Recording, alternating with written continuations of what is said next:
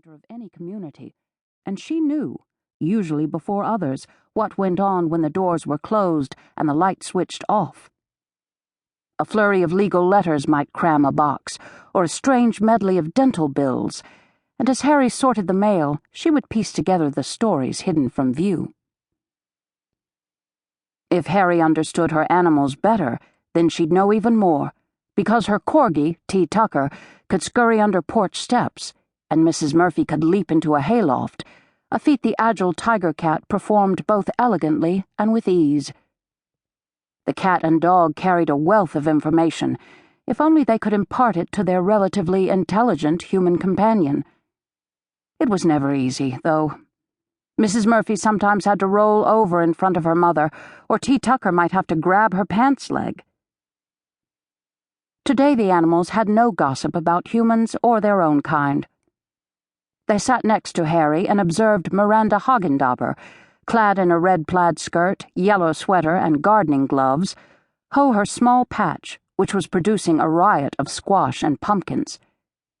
Harry waved to Mrs. Hagendauber, who returned the acknowledgement. "Harry!" Susan Tucker, Harry's best friend, called from inside the post office. "I'm out back."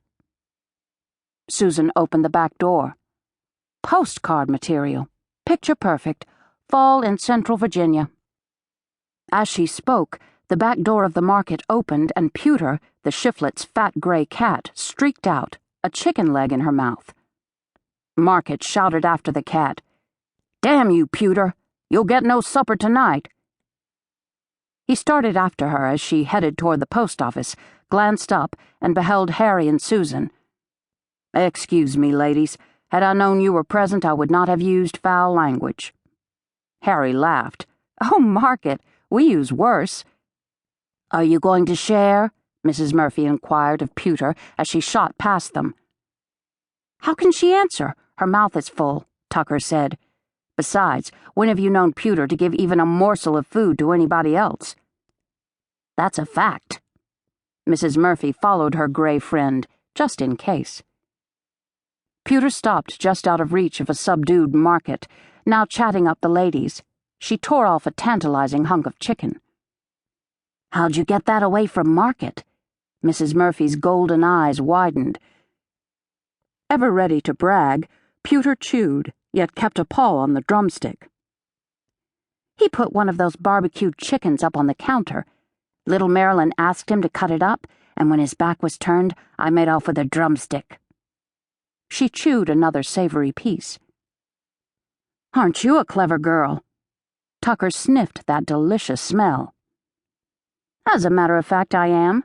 Little Marilyn hollered and declared she wouldn't take a chicken that a cat had bitten into, and truthfully, I wouldn't eat anything little Marilyn had touched, turning into as big a snot as her mother.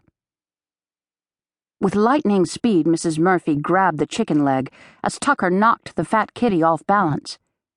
Mrs. Murphy raced down the alleyway into Miranda Hagendauber's garden, followed by a triumphant Tucker and a spitting Pewter.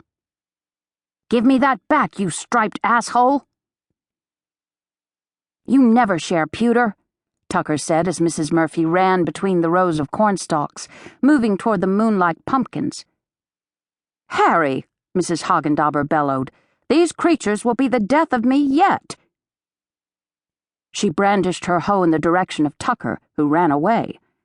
Now Pewter chased Mrs. Murphy up and down the rows of squash, but Mrs. Murphy, nimble and fit, leapt over a wide, spreading squash plant with its creamy yellow bounty in the middle. She headed for the pumpkins. Market laughed. "Think we could unleash Miranda on the Sanborns?" He was referring to little Marilyn and her equally distasteful maternal unit, Mem.